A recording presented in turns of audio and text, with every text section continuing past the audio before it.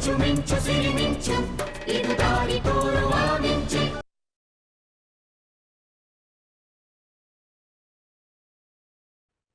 ಎಲಿಶಾ, ಏನಾಗ್ತಿದೆಯಾ ಅಲ್ಲಿ? ತಿಲಕ್ ಬಗ್ಗೆ ಏನಾದ್ರು ಗೊತ್ತಾಯ್ತೇನು? ಡ್ಯಾಡ್, ಅಲ್ಲಿ ಪರಿಸ್ಥಿತಿ ತುಂಬ ಸೂಕ್ಷ್ಮವಾಗಿದೆ.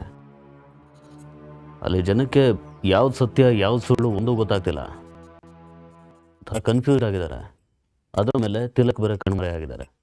ತಿಲಕ್ ಎಲ್ಲಿಗೆ ಹೋದ್ರು, ಏನು ಮಾಡ್ತಿದ್ದಾರೆ ಯಾರಿಗೂ ಗೊತ್ತಿಲ್ಲ.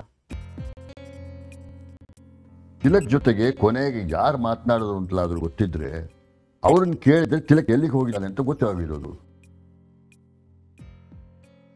ಅವತ್ತು ಕಮಿಷನರ್ ಪ್ರೆಸ್ ಕಾನ್ಫರೆನ್ಸಲ್ಲಿ ಆ ಹುಡುಗಿ ಬಂದು ತಿಲಕ್ ಮೇಲೆ ಆರೋಪ ಮಾಡಿದಾಗ ತಿಲಕ್ನ ಪೊಲೀಸರು ಕರೆಸಿ ವಿಚಾರಣೆ ಮಾಡಿದ್ದಾರೆ. ಅದಾದ್ಮೇಲಿಂದ ತಿಲಕ್ ಕಣಿಗೆ ಕಾಣ್ತಿಲ್ಲ. ಛೇ, ಏನು ಕೆಟ್ಟ ಜನನಪ್ಪ. ಈಗಿನ ಕಾಲದಲ್ಲಿ ತಿಲಕ್ ಅಂತ ಒಳ್ಳೆ ಹುಡುಗಗೆ ಈ ರೀತಿ ಕಷ್ಟ ಕೊಡ್ತಿದ್ದಾರಲ್ಲ, ಅವ್ರಿಗೆ ಖಂಡಿತ ಒಳ್ಳೇದಾಗಲ್ಲ ರೀ. ನನಗೆ ತಿಲಕ್ ಸೇಫ್ಟಿ ಬಗ್ಗೆನೇ ಯೋಚನೆ ಆಗ್ತಿರೋದಮ್ಮ. ಅಂಥ ವ್ಯಕ್ತಿ ಮೇಲೆ ಎಂಥ ಚೀಪ್ ಆರೋಪ ಮಾಡಿದ್ದಾರೆ, ಎಲ್ಲ ಸಂಚು ಮಾಡಿ. ಪಾಪ ಸುಮ್ಮನೆ ಅಂಥ ಆರೋಪ ಹೊತ್ಕೊಂಡು ತಿಲಕ್ ಎಲ್ಲಿ ಹೋದ್ರು, ಏನು ಮಾಡ್ತಿದ್ದಾರೋ. ತಿಲಕ್ ಯಾಕೆ ಹೀಗೆ ಮಾಡಿದ್ರು ಏನೋಪ್ಪ. ಅವ್ರ ಮೇಲಿರೋ ಆರೋಪಗಳೆಲ್ಲ ಸುಳ್ಳು ಅಂತ ನಮಗೆ ಗೊತ್ತಿದೆ.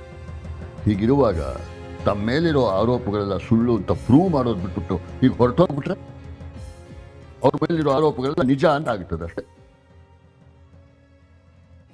ಆ ಹುಡುಗಿ ತಿಲಕ್ ಮೋಸ ಮಾಡಿದ್ದಾರೆ ಅಂತ ಸುಳ್ಳು ಹೇಳ್ತಾ ಇದ್ದೆ, ತಿಲಕ್ ಅದನ್ನ ಈಸಿಯಾಗಿ ಪ್ರೂವ್ ಮಾಡ್ಬೋದಾಗಿತ್ತು. ಇತ್ತ ಹೆದರ್ಕೊಂಡು ಹೋಗೋ ಅವಶ್ಯಕತೆನೇ ಇರಲಿಲ್ಲ.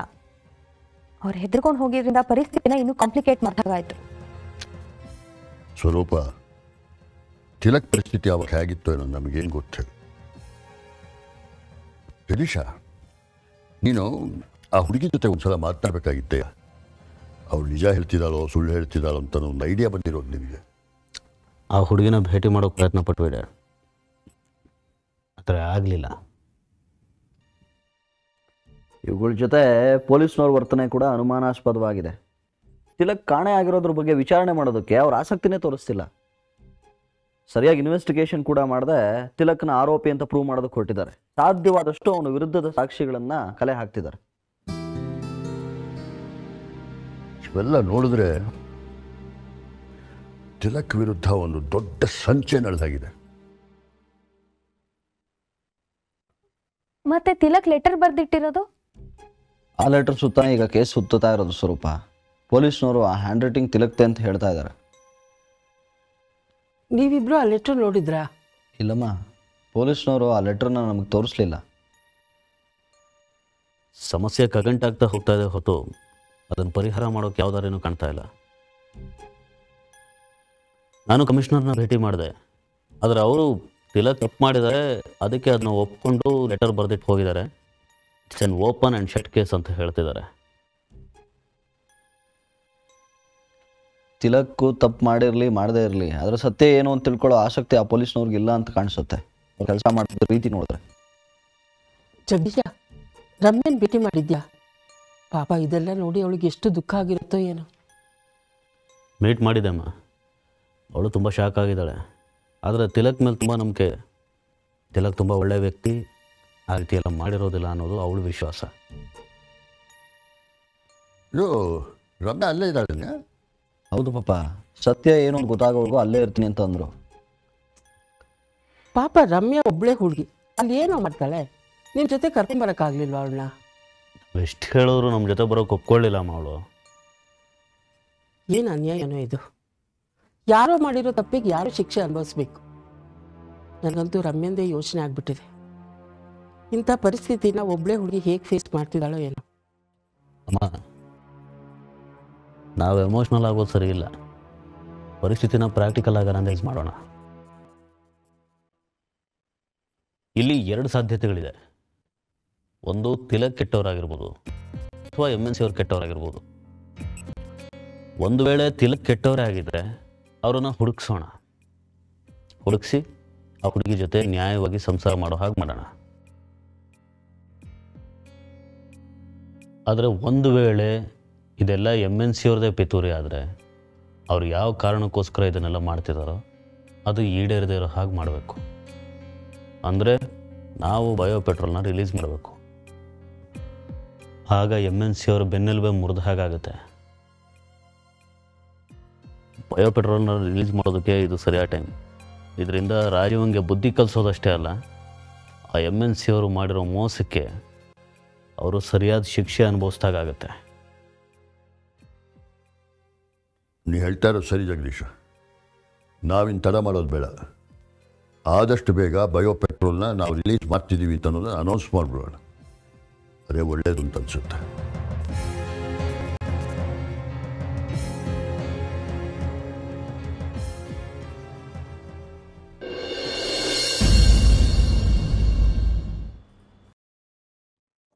ಜಗದೀಶ, ಆಫೀಸಿಗೆ ಹೋಗಿದ್ಯೇನೋ?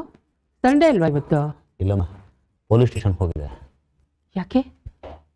ತಿಲಕ್ ಬಗ್ಗೆ ಏನಾದರೂ ವಿಚಾರ ಗೊತ್ತಾಯ್ತಾ ಅಂತ ಕೇಳೋಕೆ ಹೋಗಿದೆ. ಏನಾದರೂ ಗೊತ್ತಾಯ್ತಾ?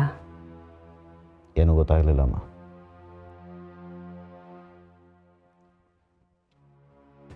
ಏನಪ್ಪ, ಪೊಲೀಸ್ ಸ್ಟೇಷನ್ಗೆ ಹೋಗಿದ್ದೀನೋ? ತಿಲಕ್ ವಿಷಯ ಏನಾದ್ರು ಗೊತ್ತಾಯ್ತಾ? ಇಲ್ಲ ಡ್ಯಾಡ್, ತಿಲಕ್ ಬಗ್ಗೆ ಏನು ವಿಚಾರನೂ ಗೊತ್ತಾಗಿಲ್ಲ. ಇನ್ವೆಸ್ಟಿಗೇಷನ್ ಮಾಡ್ತಾ ಇದ್ರಂತೆ. ತಿಲಕ್ ಕಾಣೆಯಾಗಿ ಇಷ್ಟು ದಿನಗಳಾಗೋಯ್ತು. ಇನ್ನು ಈ ಪೊಲೀಸ್ನವರು ತಿಲಕ್ ಎಲ್ಲಿರ್ಬಹುದು, ಏನಾಗಿರ್ಬಹುದು ಅಂತ ಕಂಡುಹಿಡಿಯೋಕ್ಕಾಗಿಲ್ಲ ಅಂದಮೇಲೆ ಈ ಪೊಲೀಸ್ನವ್ರು ಯಾಕಿರ್ಬೇಕು ಹೇಳು? ನನಗೆ ಅದ್ರ ಬಗ್ಗೆನೇ ಅನುಮಾನ ದಾಕ್ಷಾಯಿನಿ. ತಿಲಕ್ ಮಿಸ್ಸಿಂಗ್ ಅನ್ನೋದ್ರ ಬಗ್ಗೆ ಈ ಪೊಲೀಸ್ನವ್ರು ನಮ್ಗೆ ಏನಾದ್ರು ಒಂದು ಕ್ಲೂ ಕೊಡೋದಿರಲಿ. ಇನ್ವೆಸ್ಟಿಗೇಷನ್ ಕೂಡ ಮಾಡ್ತಾ ಇದ್ದಾರೆ ಅಂತ ನನಗೆ ಖಂಡಿತ ಇಲ್ಲ. ಪೊಲೀಸ್ನವರು ಇದ್ರ ಕಡೆ ಗಮನವೇ ಹರಿಸಿಲ್ಲ. ನಾವು ಹೋಗಿ ತಿಲಕ್ ಮಿಸ್ಸಿಂಗ್ ಅಂತ ಕಂಪ್ಲೇಂಟ್ ಕೊಟ್ವಿ ಅಷ್ಟೇ. ಆದರೆ ಆ ಕಂಪ್ಲೇಂಟಿನ ಆಧಾರದ ಮೇಲೆ ಒಂದು ಇನ್ವೆಸ್ಟಿಗೇಷನ್ ಮಾಡಿಲ್ಲ ಪೊಲೀಸ್ನವರು. ಹಾಗಾಗಿ ನಮಗೆ ತಿಲಕ್ ಬಗ್ಗೆ ಯಾವ ಇನ್ಫಾರ್ಮೇಷನ್ನು ಸಿಗ್ತಾ ಇದೆ. ಡ್ಯಾಡ್, ತಿಲಕ್ ಮೇಲೆ ಆರೋಪ ಮಾಡಿದ್ಲಲ್ಲ ಹುಡುಗಿ ಗಿರ್ಜಾ, ಆಕೆ ಎಲ್ಲಿದ್ದಾಳೆ, ಎಲ್ಲಿಗೆ ಹೋದ್ಲು, ಯಾವುದರ ಇನ್ಫಾರ್ಮೇಷನು ಪೊಲೀಸರಿಗೆ ಸಿಗ್ತಾ ಇಲ್ವಂತೆ. ಆ ಪೊಲೀಸ್ನವರು ಸುಳ್ಳು ಹೇಳ್ತಾ ಇದ್ದಾರೆ ಜಗದೀಶ. ಆ ಹುಡುಗಿ ಪೊಲೀಸ್ನವ್ರಿಗೆ ಕಂಪ್ಲೇಂಟ್ ಕೊಟ್ಟ ಮೇಲೆ ಆ ಹುಡುಗಿನೇ ನಾಪತ್ತೆ ಆಗ್ಬಿಟ್ರು ಅಂತ ಪೊಲೀಸ್ನವ್ರು ಹೇಳ್ತಾ ಇದ್ದಾರಲ್ಲ, ನೀನು ನಂಬೋಕ್ಕಾಗತ್ತಾ ಈ ಮಾತನ್ನ? ಈ ಪೊಲೀಸು ಕಾನೂನು ಇರೋದು ಜನಗಳಿಗೋಸ್ಕರ ತಾನೆ. ಜನಗಳ ರಕ್ಷಣೆಗೆ ಕಾನೂನು ಬರಲಿಲ್ಲ ಅಂದಮೇಲೆ ನಾವೆಲ್ಲ ಏನು ಮಾಡ್ಬೇಕು ಹೇಳು? ನಮ್ಮ ಕಾನೂನುಗಳೆಲ್ಲ ಸರಿಯಾಗಿದೆ ದಾಕ್ಷಾಯಿನಿ, ಆದರೆ ಅದು ವ್ಯವಸ್ಥೆ ಸರಿಯಾಗಿಲ್ಲ ಅಷ್ಟೆ. ನೋಡು, ಜನಗಳು ಸುಖವಾಗಿರಲಿ, ತಪ್ಪಿತಸ್ಥರಿಗೆ ಶಿಕ್ಷೆ ಆಗಲಿ ಅಂಥೇಳಿ ಕಾನೂನು ಇದೆ. ಆದರೆ ಅದನ್ನು ಜಾರಿಗೊಳಿಸ್ತಾರೆ ಏಜೆನ್ಸೀಸ್, ಅವು ಸರಿಯಾಗಿಲ್ಲ. ಪೊಲೀಸ್ನವರು ಈ ವ್ಯವಸ್ಥೆ ಒಂದು ಭಾಗ ತಾನೆ. ಪೊಲೀಸ್ನವ್ರಿಗೆ ಏನಾದರೂ ಒಂದು ಅಷ್ಟೇ ಒಂದು ಜವಾಬ್ದಾರಿ ಇದ್ದಿದ್ರೆ ತಿಲಕ್ ಬಗ್ಗೆ ಏನಾದರೂ ಒಂದು ಇನ್ಫಾರ್ಮೇಷನ್ ತೊಗೊಂಡಿರೋರು. ಹೋಗಲಿ, ಆ ಹುಡುಗಿ ಅವನ ಬಗ್ಗೆ ಒಂದು ಕಂಪ್ಲೇಂಟ್ ಮಾಡಿ, ಆ ಕಂಪ್ಲೇಂಟ್ ನಿಜವೋ ಸುಳ್ಳೋ ಅದನ್ನಾರು ಕಂಡಿದ್ರು. ಈ ದೇಶದಲ್ಲಿ ವ್ಯವಸ್ಥೆ, ಪೊಲೀಸ್ನವರು ಎಲ್ಲ ಸರಿಯಾಗಿದ್ದರೆ ಇಂಥ ಪರಿಸ್ಥಿತಿ ಯಾಕೆ ನಿರ್ಮಾಣ ಆಗ್ತಿತ್ತು ಹೇಳಿ? ಡ್ಯಾಡ್, ಪೊಲೀಸು ವ್ಯವಸ್ಥೆ ಇದೆಲ್ಲದ್ರ ಬಗ್ಗೆ ಕಮೆಂಟ್ ಮಾಡಿ ನಮ್ಮ ಅಸಮಾಧಾನನ ನಾವು ಹೊರಗೆ ಹಾಕೋಬೋದು ಅಷ್ಟೇ. ನಮ್ಮ ಸಮಾಧಾನಕ್ಕೆ ನಾವು ಮಾತಾಡ್ಕೋತೀವಿ. ಇನ್ನು ಈ ವಿಚಾರವಾಗಿ ಪೊಲೀಸರಿಂದ ಯಾವುದೇ ರೀತಿ ಪಾಸಿಟಿವ್ ರಿಸಲ್ಟ್ನ ಎಕ್ಸ್ಪೆಕ್ಟ್ ಮಾಡೋದ್ರಲ್ಲಿ ಅರ್ಥ ಇಲ್ಲ ಅಂತ ನನಗನ್ಸುತ್ತೆ. ಮತ್ತೆ ಇನ್ನೇನು ಮಾಡೋಕ್ಕಾಗುತ್ತೆ ಜಗದೀಶ? ಪೊಲೀಸ್ನವ್ರ ಬಗ್ಗೆ ನಮ್ಗೆ ಎಷ್ಟೇ ಅಸಹನೆ ಇದ್ರೂ ಅವ್ರ ಕೆಲಸ ಅವ್ರು ಮಾಡೋ ತನಕ ನಾವು ಕಾಯಬೇಕಲ್ವಾ? ಇಲ್ಲಮ್ಮ, ಪೊಲೀಸರು ಇದ್ರ ಬಗ್ಗೆ ಕ್ರಮ ತಗೋತಾರೆ ಅಂತ ನನಗನ್ಸೋದಿಲ್ಲ. ಇನ್ನು ಏನೇ ಮಾಡೋದಿದ್ರು ನಾವೇ ಮಾಡಬೇಕು. ಜಗದೀಶ, ನಾವೇನು ಮಾಡೋದಕ್ಕಾಗುತ್ತೆ ಹೇಳು? ನಾವೇನು ಈ ಸಿಸ್ಟಮ್ ವಿರುದ್ಧ ನಿಂತು ಹೋರಾಡೋದಕ್ಕೆ ಸಾಧ್ಯನೇನು? ನಾವು ಈ ಸಿಸ್ಟಮ್ನ ಭಾಗ ತಾನೆ. ಇರುವಾಗ ಏನು ಮಾಡೋದಕ್ಕಾಗುತ್ತೆ? ಸಿಸ್ಟಮ್ ವಿರುದ್ಧ ಹೋರಾಡಬೇಕು ಅಂತ ಹೇಳ್ತಾ ಇಲ್ಲ ಡ್ಯಾಡ್. ಆದರೆ ನಾವು ಯಾರಿಂದ ನ್ಯಾಯದ ನಿರೀಕ್ಷೆ ಇಟ್ಕೊಂಡಿರ್ತೀವೋ ಅವರಿಂದ ನ್ಯಾಯ ಸಿಗದೆ ಹೋದರೆ ನಾವೇ ಏನಾದರೂ ಮಾಡಬೇಕಾಗತ್ತಲ್ವಾ? ಏನು ಮಾಡಬೇಕು ಅಂತಿದ್ಯಾ ಡ್ಯಾಡ್? ತಿಲಕ್ ಕಾಣೆ ಆಗಿರೋದ್ರ ಹಿಂದೆ ಸರ್ಕಾರ MNC ಅವ್ರ ಜೊತೆ ಸೇರಿಕೊಂಡು ರಾಜೀವನ ಏನೋ ಮಾಡಿದ್ದಾನೆ ಅಂತ ನನಗೆ ಅನುಮಾನ ಇದೆ. ಏನಾಗಿರ್ಬೋದು, ರಾಜೀವ ಏನು ಪ್ಲ್ಯಾನ್ ಮಾಡಿರ್ಬೋದು, ಇದು ಸ್ಪಷ್ಟವಾಗಿ ಗೊತ್ತಿಲ್ಲ. ಆದರೆ ಇದೆಲ್ಲದ್ರ ಹಿಂದೆ ರಾಜೀವ ಇದ್ದಾನೆ ಅನ್ನೋದು ಮಾತ್ರ ಸತ್ಯ. ರಾಜೀವನ ತಿಲಕ್ ಕಾಣದೇ ಇರೋ ಹಾಗೆ ಮಾಡಿರೋದು? ಹೌದಮ್ಮ, ರಾಜೀವನೇ. ಪೆಟ್ರೋಲಿಯಂ ಬಿಸ್ನೆಸ್ ಶುರು ಮಾಡೋದ್ರ ಬಗ್ಗೆ ರಾಜೀವನ್ಗೆ ತುಂಬ ಆಸಕ್ತಿ ಇತ್ತು. 100 ಕೋಟಿ ಇನ್ವೆಸ್ಟ್ ಮಾಡಿದ್ದಾನೆ. ಖಂಡಿತ ಇದ್ರ ಹಿಂದೆ ರಾಜೀವ ಇದ್ದೇ ಇರ್ತಾನೆ. ಏನು ಹಾಗಂದ್ರೆ? ರಾಜೀವ ಇಷ್ಟೆಲ್ಲ ಮಾಡಿದ್ದು ಹಣಕ್ಕೋಸ್ಕರ. ಅವನು ಹಣಕ್ಕೋಸ್ಕರ ಏನು ಬೇಕಾದರೂ ಮಾಡ್ತಾನೆ ಅಂತ ನಮಗೆಲ್ಲ ಗೊತ್ತಿದೆ. ಪೆಟ್ರೋಲಿಯಂ ಬಿಸ್ನೆಸ್ನಿಂದ ತನಗೆ 1000 ಕೋಟಿ ಲಾಭ ಬರುತ್ತೆ. ಆದರೆ ಅದಕ್ಕೆ ತಿಲಕ್ ಅಡ್ಡಿಯಾಗಿದ್ದಾರೆ ಅಂತ ರಾಜೀವ ಇಷ್ಟೆಲ್ಲ ಆಟ ಆಡಿದ್ದಾನೆ. ಯಾವ ಹಣಕ್ಕೋಸ್ಕರ ರಾಜೀವ ಇಷ್ಟೆಲ್ಲ ಮಾಡಿದ್ನೋ ಆ ಹಣನೇ ಅವನಿಗೆ ಸಿಗದೇ ಇರೋ ಹಾಗೆ ಮಾಡಬೇಕು. ಜಗದೀಶ, ನಿನಗೆ ರಾಜೀವ ಏನು ಅಂತ ಚೆನ್ನಾಗಿ ಗೊತ್ತಿದೆ. ಅವನು ಅಷ್ಟು ಸುಲಭವಾಗಿ ಗುರಿಯನ್ನು ಬಿಟ್ಕೊಡೋನಲ್ಲ. ಗೊತ್ತು ಡ್ಯಾಡ್. ಹಾಗೆ ಇನ್ನೊಂದು ವಿಷಯ, ರಾಜೀವ ಹಣನ ತನ್ನ ಅಸ್ತ್ರ ಮಾಡ್ಕೊಂಡಿದ್ದಾನೆ. ಅವನು ಜೈಲಿನಲ್ಲಿದ್ದಾಗ ನಾನು ಒಂದ್ಸಲ ನೋಡೋಕೆ ಹೋಗಿನಲ್ಲ, ಆಗ ಅವನಿಗೆ ಸ್ವಲ್ಪನೂ ಭಯ, ಗಿಲ್ಟ್ ಇದ್ಯಾವುದೂ ಇರಲಿಲ್ಲ. ಅವನಿಗೆ ಒಂದು ವಿಶ್ವಾಸ ಇತ್ತು, ತಾನು ಈ ಕೊಲೆ ಆರೋಪದಿಂದ ಮುಕ್ತನಾಗಿ ಜೈಲಿಂದ ಹೊರಗೆ ಬಂದೇ ಬರ್ತೀನಿ ಅಂತ. ಅದು ಯಾಕಿತ್ತು ಅಂದರೆ ಅವನ ಹತ್ರ ಹಣ ಇತ್ತು. ಹಣದ ಬಲದಿಂದ ತಾನು ಏನು ಬೇಕಾದರೂ ಸಾಧಿಸ್ತೀನಿ ಅನ್ನೋ ಕಾನ್ಫಿಡೆನ್ಸ್ ಇದೆ ಅವನಿಗೆ. ಅದರಿಂದನೇ ಇಷ್ಟೆಲ್ಲ ಮಾಡ್ತಿರೋದು ಅವನು. ನೋಡು, ನಿನ್ನ ಐಡಿಯಾ ಏನು ಅಂತ ನನಗಿನ್ನೂ ಸ್ಪಷ್ಟವಾಗ್ತಾ ಇಲ್ಲ. ಅದೇನು ಅಂತ ಬಿಡಿಸಿ ಹೇಳು. ಡ್ಯಾಡ್, ರಾಜೀವ ತನ್ನ ಹತ್ರ ಇರೋ ಹಣದಿಂದ ಎಲ್ಲನೂ ಗೆಲ್ಲೋದಕ್ಕೆ ಹೊರಟಿದ್ದಾನೆ. ಅದರಿಂದನೇ ಅವನು ಅಹಂಕಾರದಿಂದ ಮೆರಿತಾ ಇರೋದು. ಅವನ ಅಹಂಕಾರ ನಾಶ ಆಗೋ ಹಾಗೆ ನಾನು ಮಾಡ್ತೀನಿ. ಒಂದು ಸಲ ನಮ್ಮ ಬಯೋ ಪೆಟ್ರೋಲ್ ಬಿಸ್ನೆಸ್ ಶುರು ಆದಮೇಲೆ ರಾಜೀವ ಇನ್ವೆಸ್ಟ್ ಮಾಡಿರೋ ಹಣ ಎಲ್ಲನೂ ಕಳ್ಕೊತಾನೆ. ಆಗ ಅವನ ಅಹಂಕಾರ ನಾಶ ಆಗುತ್ತೆ. ಬಯೋ ಪೆಟ್ರೋಲ್ ರಿಲೀಸ್ ಮಾಡೋದಕ್ಕೆ ಅಮೇರಿಕನ್ ಕಂಪ್ನಿಯವರು ಸೂಚನೆ ಕೊಡೋದನ್ನು ಕಾಯ್ತಾ ಇದ್ದೀನಿ ಡ್ಯಾಡ್. ಯಾವ ಹಣಕ್ಕೋಸ್ಕರ ರಾಜೀವ ಇಷ್ಟೆಲ್ಲ ಮೋಸ ಅನ್ಯಾಯ ಮಾಡಿದ್ನೋ ಆ ಹಣನೇ ಅವನ ಹತ್ರ ಇಲ್ಲದೆ ಇರೋ ಹಾಗೆ ಮಾಡೋದೆ ನಾವು ಅವನಿಗೆ ಕೊಡೋ ಶಿಕ್ಷೆ. ನೋಡು, ನಿಮ್ಮಪ್ಪ ಹೇಳ್ದಾಗೆ ಆ ರಾಜೀವ ಒಳ್ಳೆ ವ್ಯಕ್ತಿ ಅಲ್ಲ. ಅವನು ಏನು ಬೇಕಾದರೂ ಮಾಡ್ಕೊಳ್ಳಿ, ನಮ್ಗೆ ಯಾಕೆ ಬೇಕು? ಅವನಿಗೆ ಬುದ್ಧಿ ಕಲಿಸ್ತೀನಿ ಅನ್ನೋ ವಿಚಾರನ ಬಿಟ್ಬಿಡು. ಅವನ ಸಾವಾಸನೆ ನಮಗೆ ಬೇಡ ಕಣೋ. ನಮ್ಮ ಪಾಡಿಗೆ ನಾವು ಇದ್ಬಿಡೋಣ. ನೋಡು ಜಗದೀಶ, ರಾಜೀವ ಏನೇ ತಪ್ಪು ಮಾಡಿದ್ರು ಅದರಲ್ಲಿ ಸಿಕ್ಕಾಕೊಡ್ದ ಹಾಗೆ ಮಾಡ್ತಾರೆ. ನೀನೇ ನೋಡಿದೆಯಲ್ಲ, ಹಿಂದೆ ನಾವು ಶಿಕ್ಷೆ ಕೊಡಿಸ್ಬೇಕು ಅಂತ ಅಂದಾಗ ಏನೇನೆಲ್ಲ ಮಾಡಿ ತಪ್ಪಿಸ್ಕೊಂಡ್ಬಿಟ್ಟ. ನನಗೆ ಯಾಕೋ ಇದು ಯಾವುದ್ರಲ್ಲೂ ಹೋಪ್ಸ್ ಇಲ್ಲ ಈಗ. ಡ್ಯಾಡ್ ಪ್ಲೀಸ್, ಇದೊಂದು ಅವಕಾಶ ಕೊಡಿ. ಕೊನೆ ಸರಿ ರಾಜೀವನ್ಗೆ ಶಿಕ್ಷೆ ಕೊಡಿಸೋ ಪ್ರಯತ್ನ ಮಾಡ್ತೀನಿ.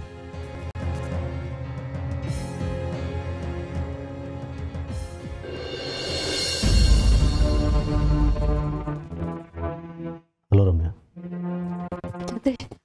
ಕೂತ್ಕೊಳ್ಳಿ.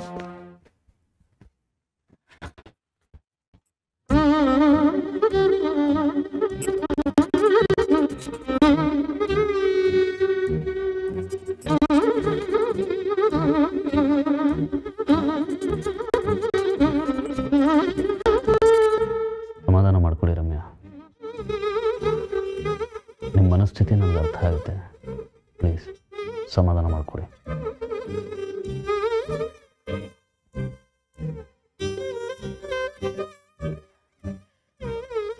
ಹೀಗೆಲ್ಲ ಆಗತ್ತೆ ಅಂತ ನಾನು ಎಕ್ಸ್ಪೆಕ್ಟೇ ಮಾಡಿರಲಿಲ್ಲ. ನಂಗೆ ಈಗಲೂ ಏನು ಮಾಡಬೇಕು ಅಂತಲೇ ಗೊತ್ತಾಗ್ತಾ ಇಲ್ಲ. ನಾವು ಇಂಥದ್ದೊಂದು ಘಟನೆ ನಡೆಯುತ್ತೆ ಅಂತ ಅಂದ್ಕೊಂಡೇ ಇರಲಿಲ್ಲ. ಇದೆಲ್ಲ ಹೇಗಾಯಿತು ಅಂತ ಅರ್ಥ ಮಾಡ್ಕೊಳ್ಳೋದೇ ಕಷ್ಟ ಆಗ್ತಾ ಇದೆ. ಸನ್ನಿವೇಶಗಳು ಒಂದಕ್ಕೊಂದು ಸೇರಿಕೊಂಡು ಕಗ್ಗಂಟಾಗೋಗಿದೆ. ಸತ್ಯ ಸುಳ್ಳು ಇದೆರಡು ನಡುವೆ ವ್ಯತ್ಯಾಸನೇ ಗೊತ್ತಾಗ್ತಿಲ್ಲ. ನನಗೆ ತಿಲಕ್ ಬಗ್ಗೆ ಸಂಪೂರ್ಣವಾದ ವಿಶ್ವಾಸ ಇದೆ. ನಮಗೂ ತಿಲಕ್ ಬಗ್ಗೆ ನಂಬಿಕೆ ಇದೆ. ಯಾವುದೇ ಥರದ ಅನುಮಾನ ಇಲ್ಲ. ತಿಲಕ್ ಅವರು ಇಂಥದ್ದೊಂದು ಕೆಲಸ ಮಾಡಿ ಹೋಗಿದ್ದಾರೆ ಅನ್ನೋದಕ್ಕೆ ಯಾರು ಎಂಥ ಸಾಕ್ಷಿ ಕೊಟ್ಟಿದ್ರು ನಾವು ನಂಬೋದಿಲ್ಲ. ತಿಲಕ್ ಅವರೇ ಹೋಗಿಲ್ಲ ಜಗದೀಶ್. ಹಣ, ಅಧಿಕಾರ, ಪ್ರಭಾವವನ್ನು ಬಳಸಿ ಅವ್ರ ಮೇಲೆ ಇಂಥ ಆರೋಪ ಬರೋ ಹಾಗೆ ಮಾಡಿ ಅವ್ರು ಹೋಗೋ ಹಾಗೆ ಮಾಡಿದ್ದಾರೆ. ನನಗೂ ಹಾಗೆ ಅನ್ನಿಸ್ತಾ ಇದೆ ರಮ್ಯಾ. ತಿಲಕ್ ವ್ಯಕ್ತಿತ್ವದ ಪರಿಚಯ ಇರೋ ಎಲ್ರಿಗೂ ಗೊತ್ತಾಗುತ್ತೆ ಇದು ತಿಲಕ್ ವಿರುದ್ಧ ಮಾಡಿರೋ ಸಂಚು ಅಂತ. ನೀವು ಹೇಳಿದಾಗೆ ಸಾಕಷ್ಟು ಹಣ, ಪ್ರಭಾವ ಎಲ್ಲನೂ ಬಳಸಿದ್ದಾರೆ.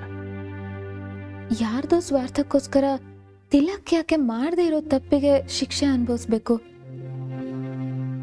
ಈ ಥರ ಆಗ್ತಿರೋದು ಇದು ಮೊದಲನೇ ಸಲ ಅಲ್ವಲ್ಲ ರಮ್ಯಾ? ಸತ್ಯದ ದಾರಿಯಲ್ಲಿ ನಡೆಯೋರಿಗೆ ಈ ಥರದ ಅಡೆತಡೆಗಳು ಬರೋದು ಸಹಜ ಅಲ್ವಾ?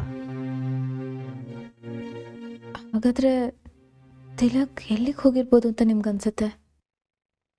ನನಗೂ ಗೊತ್ತಾಗ್ತಾ ಇಲ್ಲ ರಮ್ಯಾ. ಅವ್ರಿಗೆ ಎಲ್ಲಿ ಹೋಗಿರ್ಬೋದು ಅನ್ನೋದ್ರ ಬಗ್ಗೆ ಐಡಿಯಾನೇ ಇಲ್ಲ. ಊರಿಗೆ ಹೋಗಿದ್ದಾರೆ ಅಂತ ವಿಚಾರಿಸಿದ್ರೆ ಅಲ್ಲೂ ಇಲ್ಲ. ಬೇರೆ ಇನ್ನೆಲ್ಲೂ ಹೋಗಿರ್ಬೋದು, ಏನೂ ಹೊಳಿತಿಲ್ಲ. ನಾನು ತಿಲಕ್ ಫ್ರೆಂಡ್ಸ್ನ ಅವ್ರ ಊರಲ್ಲಿ ಎಲ್ಲ ಕಡೆ ವಿಚಾರಿಸ್ದೆ. ಅವರಿಗೂ ಗೊತ್ತಿಲ್ವಂತೆ ಅವರೆಲ್ಲಿ ಹೋಗಿದ್ದಾರೆ ಅಂತ. ನನಗೆ ಕೆಟ್ಟದನ್ನ ಯೋಚನೆ ಮಾಡೋಕ್ಕೆ ಇಷ್ಟ ಇಲ್ಲ. ಆದರೂ ಒಳಗೊಳಗೆ ಒಂದು ರೀತಿ ಭಯ ಆಗ್ತಾ ಇದೆ. ಅವ್ರು ಸೇಫಾಗಿರ್ತಾರಲ್ವಾ? ಅವ್ರಿಗೇನು ಆಗಿರಲ್ಲ ಅಲ್ವಾ ಜಗದೀಶ್? ಮಾತಂಕ ನನಗೆ ಅರ್ಥ ಆಗುತ್ತೆ ರಮ್ಯಾ. ನೀವು ಧೈರ್ಯ ಕಳ್ಕೊಬೇಡಿ. ತಿಲಕ್ ಏನೂ ಆಗಿರೋದಿಲ್ಲ. ತಿಲಕ್ ಸೇಫ್ ಆಗಿರ್ತಾರೆ, ಯೋಚನೆ ಮಾಡಬೇಡಿ. ಈಗ ನಾವು ಗಾಬರಿಯಾಗಿ ತಿಲಕ್ ತೊಂದರೆ ಆಗಿರ್ಬೋದಾ, ಕೆಟ್ಟದಾಗಿರ್ಬೋದಾ ಅಂತ ಯೋಚನೆ ಮಾಡ್ತಾ ಕೂತ್ಕೊಳ್ಳೋ ಟೈಮ್ ಅಲ್ಲ. ಸತ್ಯ ಏನು ಅನ್ನೋದನ್ನು ತಿಳ್ಕೊಳ್ಳೋದಕ್ಕೆ ನಾವು ನಮ್ಮ ಕಡೆಯಿಂದನೂ ಪ್ರಯತ್ನ ಮಾಡಬೇಕು. ನಾನು ಆಂದೋಲನ ನಡೀತಾ ಇರೋ ಜಾಗದಲ್ಲಿದ್ದು ಅಲ್ಲಿ ಸನ್ನಿವೇಶ, ಸಂದರ್ಭ ತಿಳ್ಕೊಳ್ಳೋ ಪ್ರಯತ್ನ ಮಾಡಿದೆ. ಆದರೆ ಎಲ್ಲ ಗೋಜಲಾಗಿ ಕಾಣ್ತಾ ಇದೆ. ಎಲ್ಲ ಫ್ಯಾಕ್ಟ್ಸು ಒಂದ್ರೊಳಗೊಂದು ಸೇರಿಕೊಂಡು ಒಂಥರ ಕನ್ಫ್ಯೂಷನ್ ಕ್ರಿಯೇಟ್ ಮಾಡ್ತಾ ಇದೆ. ಅಲ್ಲಿ ನಡೆದಿರೋಂಥ ಘಟನೆಗಳನ್ನ ನೋಡಿದ್ರೆ ಎಲ್ಲ ಪ್ಲ್ಯಾನ್ ಮಾಡಿ ಸೃಷ್ಟಿ ಮಾಡಿರೋಂಥವು. ಅಲ್ಲಿ ವಾತಾವರಣ ನೋಡಿದ್ರೆ ಸತ್ಯ ಹೊರಗೆ ಬರೆದಿರೋ ಹಾಗೆ ಮಾಡೋಕ್ಕೆ ಇದನ್ನೆಲ್ಲ ಮಾಡಿದ್ದಾರೆ ಅನ್ಸುತ್ತೆ. ಈ ನಾಟಕದಲ್ಲಿ ಸರ್ಕಾರ, MNC, ಪೊಲೀಸ್ನವರು ಎಲ್ಲರೂ ಶಾಮೀಲಾಗಿದ್ದಾರೆ. ಇದೆಲ್ಲ ತಿಲಕ್ ವಿರುದ್ಧ ನಡೆದಿರೋ ಹುನ್ನಾರ ಅಂತ ನನಗೂ ಅರ್ಥ ಆಗಿದೆ. ಏನಾದರೂ ಕ್ಲೂ ಸಿಗ್ಬೋದು ಅಂತಾನೆ ನಾನು ಇಷ್ಟು ದಿನ ಅಲ್ಲಿದ್ದಿದ್ದು. ಅದೇ ಏನು ಕ್ಲೂ ಸಿಗಲಿಲ್ಲ. ತಿಲಕ್ ವಿರುದ್ಧ ಆರೋಪ ಮಾಡಿದಲ್ಲ ಹುಡುಗಿ ಗಿರ್ಜಾ, ಆಕೆನ ಭೇಟಿ ಮಾಡೋಕೆ ಪ್ರಯತ್ನ ಪಟ್ರ? ನಾನು ಮೊದಲು ಆ ಹುಡುಗಿನ ಭೇಟಿ ಮಾಡಿ ಮಾತಾಡಬೇಕು ಅಂತ ಪ್ರಯತ್ನ ಪಟ್ಟೆ. ಆದರೆ ಆ ಗಿರ್ಜಾನ ಭೇಟಿ ಮಾಡೋಕ್ಕೆ ಸಾಧ್ಯನೇ ಆಗಲಿಲ್ಲ. ನಾನು ಕೊನೆ ಸಲ ಅವಳನ್ನು ನೋಡಿದ್ದು ಕಂಪ್ಲೇಂಟ್ ಕೊಡೋದಕ್ಕೆ ಪೊಲೀಸ್ ಸ್ಟೇಷನಿಗೆ ಹೋದಾಗ. ಆದರೆ ಅಲ್ಲಿ ಅವಳನ್ನು ಮಾತಾಡ್ಸೋದಕ್ಕೆ ಅವಕಾಶನೇ ಸಿಗಲಿಲ್ಲ. ಕಂಪ್ಲೇಂಟ್ ಕೊಟ್ಟ ಮೇಲೆ ಆ ಹುಡುಗಿ ಎಲ್ಲಿಗೆ ಹೋದ್ಲು, ಈಗ ಅವಳು ಎಲ್ಲಿದ್ದಾಳೆ ಒಂದು ಗೊತ್ತಿಲ್ಲ. ಅವಳ ಅಡ್ರೆಸ್ನ ಟ್ರೇಸ್ ಮಾಡೋಕ್ಕೆ ಟ್ರೈ ಮಾಡಿದೆ, ಅದು ಸಿಗಲಿಲ್ಲ. ನಾನು ಚಿತ್ತು ಅಲ್ಲಿಗೆ ಬಂದಾಗ ಹುಡುಗಿನ ಭೇಟಿ ಮಾಡೋ ಪ್ರಯತ್ನ ಪಟ್ವಿ, ಆದರೆ ಆಗಲಿಲ್ಲ. ತಿಲಕ್ ತಪ್ಪೊಪ್ಕೊಂಡು ಯಾವುದೋ ಲೆಟ್ರ್ ಬರೆದಿಟ್ಟು ಹೋಗಿದ್ದಾರೆ ಅಂತ ಏನು ಪೊಲೀಸ್ನವ್ರು ಹೇಳ್ತಾ ಇದ್ದಾರಲ್ಲ, ಆ ಲೆಟರ್ ನೋಡೋದಕ್ಕೂ ಪ್ರಯತ್ನ ಪಟ್ವಿ, ಆದರೆ ಅದು ಆಗಲಿಲ್ಲ. ಪೊಲೀಸ್ನವರು ಸತ್ಯನ ಮುಚ್ಚಿಟ್ಟು ಸುಳ್ಳನ್ನು ಪ್ರೊಜೆಕ್ಟ್ ಮಾಡ್ತಾ ಇದ್ದಾರೆ. ಸೊ ಪೊಲೀಸ್ನವರಿಂದ ನಾವೇನು ಎಕ್ಸ್ಪೆಕ್ಟ್ ಮಾಡೋಕ್ಕಾಗಲ್ಲ ರಮ್ಯಾ. ಏನೇ ಮಾಡಬೇಕು ಅಂದರೂ ನಾವೇ ಮಾಡಬೇಕು. ನಾನು ಅಲ್ಲಿ ಪೊಲೀಸ್ನವ್ರನ್ನ ಭೇಟಿ ಮಾಡಿ ಏನಾದರೂ ವಿಷಯ ಸಿಗುತ್ತಾ ಅಂತ ನೋಡಿದೆ. ಆದರೆ ಅವರು ಈ ಘಟನೆ ಬಗ್ಗೆ ಬಾಯಿ ಬಿಡ್ತಾನೇ ಇಲ್ಲ. ರಮ್ಯಾ, ಹೊರಗಡೆ ಕಾಣ್ತಾ ಇರೋದೇ ಬೇರೆ, ಸತ್ಯನೇ ಬೇರೆ. ಈಗ ನಾವೇ ಆಗಿರಬಹುದಾದ ಪಾಸಿಬಿಲಿಟಿ ಬಗ್ಗೆ ಯೋಚನೆ ಮಾಡೋಣ. ಮೊದಲನೇದಾಗಿ ತಿಲಕ್ ನಿಜವಾಗ್ಲೂ ತಪ್ಪಿತಸ್ಥ ಆಗಿ ಆ ಹುಡುಗಿಗೆ ಮೋಸ ಮಾಡಿರ್ಬೋದು. ಆದರೆ ಈ ಸಾಧ್ಯತೆ ನಿಜ ಆಗಿರ್ಬೋದು ಅನ್ನೋ ನಂಬಿಕೆ ನನಗಿಲ್ಲ. ಎರಡನೇದಾಗಿ ತಿಲಕ್ ವ್ಯಕ್ತಿತ್ವಕ್ಕೆ ಕುಂದು ತಂದು ತಿಲಕ್ಗೆ ಅವಮಾನ ಆಗಿ ಅವರಾಗಿ ಇಲ್ಲಿಂದ ಹೋಗಬೇಕು ಅಂತ ಇದನ್ನೆಲ್ಲ ಮಾಡಿರ್ಬೋದು. ಇನ್ನು ಮೂರನೇದು, ತಿಲಕ್ಗೆ ಅಪಾಯ ಮಾಡೋ ಉದ್ದೇಶ ಇಟ್ಕೊಂಡು ಅದನ್ನು ಕವರಪ್ ಮಾಡೋಕ್ಕೆ ಇದನ್ನೆಲ್ಲ ಮಾಡಿರ್ಬೋದು. ಈ ಮೂರೂ ಸಾಧ್ಯತೆಗಳಲ್ಲಿ ಯಾವುದು ನಿಜ ಅಂತ ತಿಳ್ಕೊಳ್ಳೋ ಪ್ರಯತ್ನ ಮಾಡಬೇಕು. ತಿಲಕ್ ಇದ್ದಿದ್ರೆ DNA ಟೆಸ್ಟ್ ಮಾಡಿಸಿ ಆ ಹುಡುಗಿ ಹೇಳ್ತಾ ಇರೋದು ಸುಳ್ಳು, ಆ ಮಗು ತಂದೆ ತಿಲಕ್ ಅಲ್ಲ ಅಂತ ಈಸಿಯಾಗಿ ಪ್ರೂವ್ ಮಾಡ್ಬೋದಾಗಿತ್ತು. ನೀವು ಹೇಳ್ತಾರೋ ಸರಿ ರಮ್ಯಾ, ಆದರೆ ಇಲ್ಲಿ ಕೇಸ್ ಅನ್ನೋ ಥರ ಯಾವುದೂ ಇಲ್ಲವೇ ಇಲ್ಲ. ಯಾವ ವ್ಯಕ್ತಿ ಮೇಲೆ ಆರೋಪ ಮಾಡಿದಾರೋ ಆ ವ್ಯಕ್ತಿ ಕಾಣ್ತಾ ಇಲ್ಲ. ಆ ವ್ಯಕ್ತಿ ಮೇಲೆ ಆರೋಪ ಮಾಡಿರುವಂಥ ಹುಡುಗಿ ಅವಳು ಕಾಣ್ತಾ ಇಲ್ಲ. ಇನ್ನು ಪೊಲೀಸರು ಯಾವುದ್ರ ಮೇಲೆ ಇನ್ವೆಸ್ಟಿಗೇಟ್ ಮಾಡ್ತಾರೆ? ಆ ಹುಡುಗಿ ಕೊಟ್ಟಿರೋ ಕಂಪ್ಲೇಂಟ್ ಒಂದೇ ಆಧಾರ. ಕಂಪ್ಲೇಂಟ್ ಕೊಟ್ಟ ಮೇಲೆ ಆ ಹುಡುಗಿ ಏನಾದ್ಲು, ಎಲ್ಲಿಗೆ ಹೋದ್ಲು, ಯಾರಿಗೂ ಗೊತ್ತಿಲ್ಲ. ಆ ಹುಡುಗಿ ಹೇಳೋದೇ ನಿಜ ಆದರೆ ಕಂಪ್ಲೇಂಟ್ ಕೊಟ್ಟ ಮೇಲೆ ಯಾರಿಗೂ ಗೊತ್ತಾಗದೇ ಇರೋ ಹಾಗೆ ತಪ್ಪಿಸ್ಕೊಂಡು ಹೋಗೋ ಅವಶ್ಯಕತೆ ಏನಿತ್ತು? ನೀವು ಹೇಳ್ತಾ ಇರೋದು ಸರಿ ಜಗದೀಶ್. ಸತ್ಯ ಏನು ಅಂತ ನಾವು ತಿಳ್ಕೊಳ್ಳಬೇಕು. ಪೆಟ್ರೋಲಿಯಂ ಬಿಸ್ನೆಸ್ನಲ್ಲಿ ಸರ್ಕಾರ, MNC ಹಾಗೆ ರಾಜೀವ ಇವರೆಲ್ಲರೂ ಇನ್ವಾಲ್ವ್ ಆಗಿದ್ದಾರೆ. ಆ ಬಿಸ್ನೆಸ್ ಶುರು ಆದರೆ ಇವರೆಲ್ಲರಿಗೂ ಲಾಭ ಆಗುತ್ತೆ. ಅದರ ತಿಲಕ್ ಅದಕ್ಕೆ ಅಡ್ಡಿಯಾಗಿದ್ರು. ಅವರನ್ನು ತಮ್ಮ ದಾರಿಯಿಂದ ತೆಗೆದುಹಾಕಬೇಕು ಅಂತ ಸರ್ಕಾರ, MNC ಮತ್ತು ರಾಜೀವ ಇವರೆಲ್ಲರೂ ಸೇರಿಕೊಂಡು ಇಷ್ಟೆಲ್ಲ ಪ್ಲ್ಯಾನ್ ಮಾಡಿದ್ದಾರೆ. ರಮ್ಯಾ, ರಾಜೀವ ಇದರಲ್ಲಿ ಇನ್ವಾಲ್ವ್ ಆಗಿದ್ದಾನೆ ಅಂದಮೇಲೆ ನಾವು ಯಾವ ಸಾಧ್ಯತೆಯೂ ತೆಗೆದು ಹಾಕೋಕ್ಕಾಗೋದಿಲ್ಲ. ಜಗದೀಶ್, ಸತ್ಯನ ಬಯಲಿಗೆ ಎಳೆಯೋದಕ್ಕೆ ಆ್ಯಸ್ ಅ ಜರ್ನಲಿಸ್ಟ್ ನನ್ನಿಂದ ಏನು ಬೇಕಾದರೂ ಸಹಾಯ ಕೇಳಿ, ನಾನು ಮಾಡ್ತೀನಿ.